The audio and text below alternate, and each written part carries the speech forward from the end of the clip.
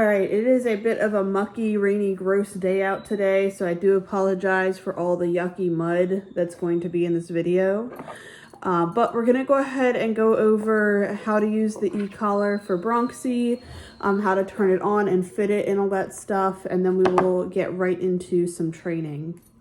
So this is a sport dog e-collar. This is coming home with her. This is her exact e-collar. I'm about to go put it on. The way e-collars work is we've got these two little points here. Current flows in through one and out through the other. So you need to have good contact with both of these for it to properly work. So if it's too loose and she puts her head down to sniff and you try to call her back and you use it, she's probably not going to feel it if it's too loose, because they wouldn't both be making contact.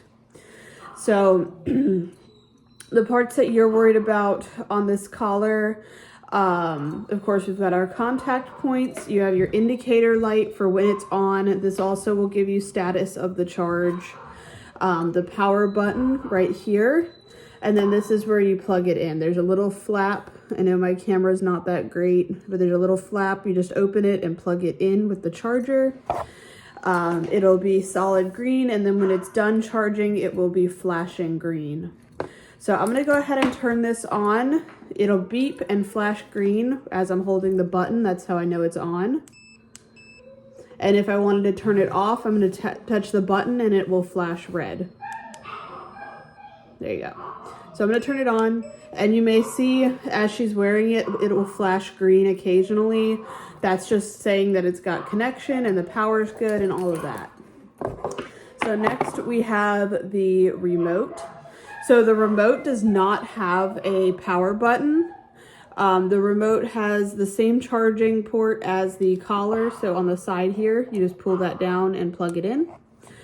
And then you have 3 other buttons and then 1 dial on this remote. You do want to keep these little flaps closed. I believe the collar is waterproof. I think this remote is water resistant at least. But it does not work if you do not keep your battery flaps closed. So looking at the buttons we have, this one is low. So the one without the raised bump, this is low, medium, and high. And then this is the dial to set the stimulation level. So each level has 3 levels to it. All right. You'll notice it has a VT written on the dial. I know you really can't see it in the video. That is vibrate tone. We don't use that one. It just beeps. I don't use that. I'll tell you why as we get into the training. For the most part, I have her on level 1, and I can manage most things with my 1 low because she understands the e-collar. So this is not an adversive level at all for her. But she is a fairly desensitized dog, I guess. There's not really a good way to say that. Like, she's not a very soft dog, right? So she's not going to jump out of her skin at level 3 is what I'm trying to say. So typically the way I use my e-collar, your first courtesy is the command. So I say heel, whatever command we're doing. Your next courtesy, or if I feel like it's a situation where the dog is trying to figure out a semi-new concept, or something looks a little weird, then I will use 1 low. If I'm outside, I might be quicker to use like 1 medium or 1 high, because the distractions are going to be more intense than in the house. Think about like if I tapped you on the shoulder right now versus if I tap you on the shoulder on a roller coaster, you're gonna feel one of those a lot more than the other. So second courtesy is like 1 low, 1 medium kind of area. If she's still not doing what she's supposed to be doing, then I will turn it up depending on my situation.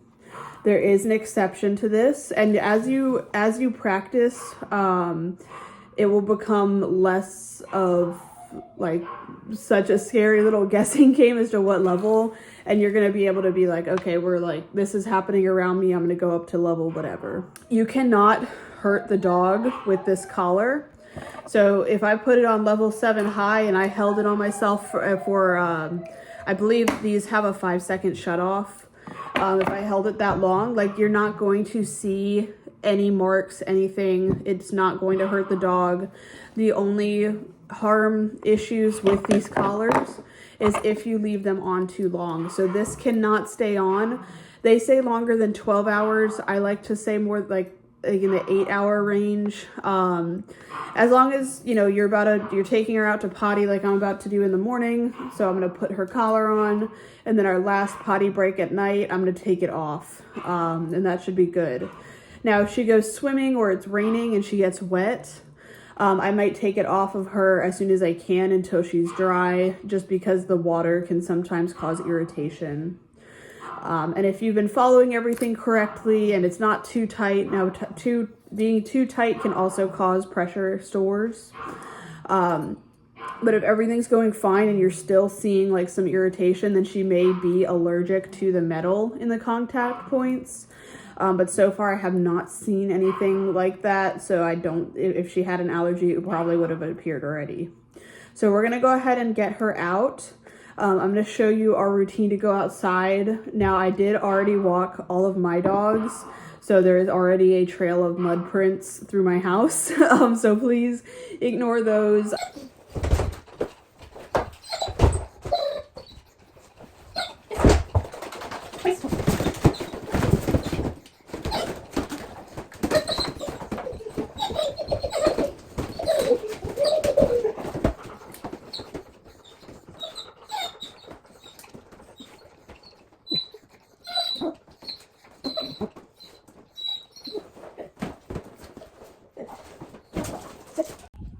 All right, we're gonna do some healing. Good. And I'm gonna do my best to capture everything. So we're gonna be primarily using our e-collar. I have it on level 1, but if I need to turn it up, I totally will. Good. When we are not walking, I do expect her to be in the sit and maintain that sit, even if I don't ask, because if you are in heel, the stationary form of heel is the sit. Good. And I'm just giving her regular kibble. I have a treat pouch here. I highly recommend getting one of these if you want this exact one, because it's actually like the best treat pouch I've ever had. You can see mine's got some miles on it. Good. I do have it on my Amazon like storefront thingy. Good. And the reason I chose this specific collar, because I've used several brands of collars and stuff, is because when you're working with her, so we're going to keep it on level 1 right now. No, sit. No, sit. Good. So she will do that where she's like, oh, you told me to sit. I don't know where to sit. But she totally knows to sit in the heel position. Sit. So all I did there was actually correct her with the e-collar. I fully dropped the leash because it was around my legs. So all I did was I stayed calm and I basically pressed the button and told her to heel. Good. The best thing to do is to match the energy that you want your dog to have. And I know that sounds a little bit crazy, but she's a very high anxiety dog. She's very kind of everywhere all at once. Good. And I have turned our e-collar up now because she got one warning correction on level 1. If she does the same mistake again, I'm going to kind of give her a little more of like, I guess, a spanking. I've moved up to level 3 and I'm going to hit her on high if she makes a mistake. Good. But the calmer I am, the better it's going to be, because if I start freaking out and moving my leash around, she's going to start getting more energetic, more crazy, and it's going to make my anxiety level rise, and it's just going to be a whole ordeal. Good. Now the reason I'm jumping levels, so instead of level 1, I went straight to 3. I mean, instead of level 2, I went straight to 3. No, sit. Good. Is because if I just inch up levels, all that's going to do is teach her to withstand higher and higher levels until you're having to buy a whole new e-collar system and all of that. So when I'm trying to discipline and, like, you know, get kind of serious with it, I'm not going to gradually, I'm not going to go, oh, I'm going to give you another chance. I'm going to go straight to, no, I said to do it this way. Good. Especially in stressed dogs like she is. Like, I'd consider her a stressed individual. And I have a collection of Crocs out here because they get muddy. But with that stress, the best thing I can do is be very clear, very obvious, and make my corrections kind of matter rather than sitting there playing tug with the leash and stuff like that. Good, because I don't want her to consider the option of kind of being a brat until she gets what she wants. Good. And we're just on her regular everyday kibble. I want you to keep good feeding through training while she's with you guys for a little bit. She does like to try to bite your hands. She very much loves her food, as you guys know. So I'll feed it kind of like this. Good. And then she has no choice but to be kind of gentle. The most she'll do is maybe pinch the skin of my hand if I'm not careful. So I'm feeding it kind of in my palm. Good. And then just facing it towards her like this. I don't like feeding like that because it teaches the dogs to swing their butt that way, and that's going to eventually have my sit get all funky in front of me. So this is exactly how I want my sit picture to look. So we're going to heel around a little bit. I'm going to turn my e-collar back down to 1, but I have it ready. Sit. So there I gave her a little bit of a stim on 1 because she kind of shuffled. Not exactly breaking the rules, but not something I want to encourage. So as soon as I'm happy with the sit, I'm going to tell her to H-E-E-L, and we're going to start. And as soon as she's out of position, I'm going to use my e-collar. So if she's in front of me, behind me, off to the side, not paying attention, I'm going to hold it until she fixes herself. So I'm going to be using 1 low right now, but don't get caught up on e-collar levels. You know, as I said previously, you're not going to hurt her with this. You're not going to like ruin her life with a brief e-collar correction. She's pretty good at handling everything. So don't worry too much, but I really like this model because I don't even have to look and I know I'm on 4. I don't have to look and I know I'm on 2. You can feel the clicks. And that should help you a little bit. Anytime you have her out of the kennel, I want this to be around your neck, because telling her good commands and not following up, that's going to destroy her obedience. And it's that repetition of every single time I do this, I always get corrected. Good. That's going to get you away from training tools faster. So the more consistent you are with your e-collar remote and things, the more or the less time you're going to have to spend doing all of this funky stuff and being super duper, you know, controlling of everything she's doing. So for this, my leash is just a safety tool. The wind is blowing my gate around. So that way, if she did decide, you know, screw this or get scared, I still have her attached to me. So I'm still using my slip leash, but all of my corrections and communication are going to be through my e-collar remote. And when I tell her to H-E-E-L out of a stay, I'm going to step with my left foot. So the left leg will mean go with me. The right leg is going to mean stay. I'm going to wait for her to put her attention back on me.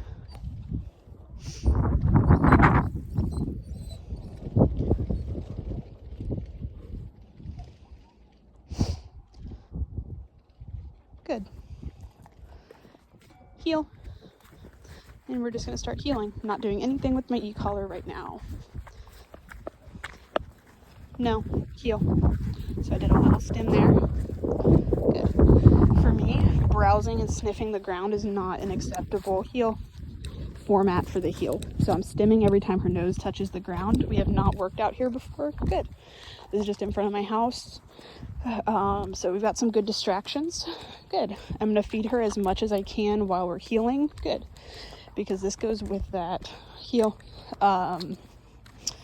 like consistency. So if she wants to heel, good. That heel picture is going to be better than if I'm just forcing her to heel. And again, every time, good. She is putting her head down. I'm giving her a stim with my e-collar, heel. And I'm going to let her correct herself. Sit and fix my leash.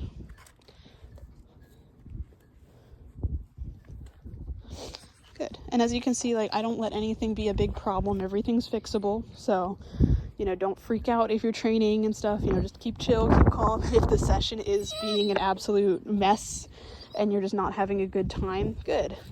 I would say kind of put a pin in it and come back to it in the next session. The training sessions should be good. More reward than punishment. But again, that punishment is still crucial for getting really clear information to the dog. Good. heel. And I can randomly stop, heel. I'm gonna wait till she's getting a good heel. So if I stop, she should sit. Good. If she doesn't, I'm gonna tell her to sit and make sure that she's sitting in the correct position, not out in front of us. So you can be picky with her, but she's absolutely a smart enough dog, good, that she will try to get away with murder. Good. So if you give her an inch, she will go a mile. She's very smart, which means she's a little manipulative. So you just have to be careful that you're not letting her, good, learn that, you know, being too much gets me closer to what I want, and I can overpower, you know, mentally, emotionally, and physically anyone that holds my leash. So I'm ready to start going. Heel. And I'm not doing any e-collar right now. So she's getting in kind of stupid, so I'm gonna get into the one low. I say kind of stupid, I just mean she's getting out of the heel position and distracted. Good. And we're not going far. Heel. So she gets out like that. I'm gonna hold my high and turn, and until she hits this position, she's gonna be on low high. She's not super distracted, so I'm fine with keeping her heel as she gets distracted. As you can see, you know, I do like to keep these so-called mistakes, I guess, good, in the videos, because I don't want you guys to think that when I have your dog, everything is perfect and great. She makes mistakes. Everyone makes mistakes. Good, but if she gets out too far in front of me or she starts getting super distracted, what I'll do, heel, is I back away and hold down that high button so it is uncomfortable and it does not turn off until she is back with me in the heel. Good. And I'm marking good every time before I feed. And you can see she recognized that because when she looks away, I'll wait. Good. She looks at me when I mark. So she is conditioned to that marker. I'm not doing a whole lot of punishment markers right now. So if you hear me go no and then correct her, that's a punishment marker. I'm doing a lot of heel, unconditioned punishment. Because realistically, that's probably what her life is going to look like. So there I kind of tapped my e-collar. She's getting a little distracted. Good. But you can see when she's in the heel and focused in that heel, she is not as stressed as she might usually be. So there's a dog barking, there's stuff blowing around. But she knows that her job is not to worry, good, about any of that stuff. So she has a lot more solid foundation for what she's supposed to be doing. Good. Now for this sit, if I want her to stay, and we have not gone crazy far on this, good. So keep in mind when you're pushing your stays or pushing your heels and things like that, you know, maybe if you want to take her out to a park or something, be ready to abandon the session if it's too much for her. We're still kind of early on in some of this training. She's been with me 2 weeks, so she's halfway through the program. Good. But if you're doing a lot of correcting, like nonstop, good, and not very much reward, that's a good indicator that you may be pushing her too far too fast. We want her to be super successful, and we want the sessions to be a good experience. When I want to put her in a sit stay, I've just stopped. I'm going to step with my right leg. I'm going to tell her sit, and I'm just going to step directly in front of her. And then I'll come back to release her or to reward her. Good. So I don't do a lot of releasing or rewarding from in front of the dog. It's always going to try to happen in the heel position to the best of my ability. Good. Because I don't want her to learn sit, that when I'm not here, she can move around. So this is never an option for release. Good. And that helps build some clarity. Now you won't always have to do this, heel. Again, this goes along with consistency. Will get you to casual handling way faster. Good. And we're always going to practice our entrances and exits with a sit stay. So I'm going to tell her sit, open my door, come back and reward her. Good. And I know my house is muddy. I've got a lot of dogs right now, and everyone just went potty, so the house is extra gross. And when I'm ready to go through the door and she's nice and calm, I'm going to tell her H-E-E-L and step with my left foot. And she's going to go rest in the kennel for a little bit, and then we'll pull her out to do some place. Heel. Place. Good. Place. so we are gonna go ahead and go over the place command with Bronxie. This is super easy, super simple. Place. So she knows the word place, that's the word that I use. And she knows that it means when she gets up there, she just has to stay up there. So she can be doing handstands, backflips, whatever. I mean, ideally I want her to be nice and calm. But as you can see, like she's standing right now, I don't mind that at all. So as long as all 4 feet are on the bed, we are all good. That's why I use these platform beds, is it's pretty dramatic of a change from the bed to not on the bed. And I am just working on level 1 right now in the house. Just like earlier, if I need to go up, I will go up. But so far she's doing really good, so I'm not probably gonna have to. So, yes, I'm gonna go ahead and reward her. Oh, okay. All right, so I'm gonna go ahead and kind of run through like what your repetition will look like. I'm gonna go ahead and send her place. Good. So she went ahead and got up on the bed for me. Awesome, that's what I want to see. When I reward her, I'm gonna go back to the bed, stand to the left. She's in the heel position. And I'm gonna tell her good. And I'm gonna put a piece of kibble or so on the bed. So I like to reward on the bed so that there's less fun to this game. Place. I want the place command to be pretty calm and chill to the best of our abilities because this is an in-home like settle command. So if you think of her kennel as like her bedroom, the place bed would be her living room. So while she's with you guys in between the training period, her options are going to be in the kennel resting, on the leash training, or on the place bed being managed. We're kind of taking away a lot of the freedoms that she had and saying, hey, there's rules to this house now. So just like with my sit stay, I'm focusing on my 3 Ds. It's going to be distance, distraction, and duration. All I'm going to do when I want her to stay on the bed, I'm going to tell her place, step with my right leg, and from here I can do essentially whatever I want.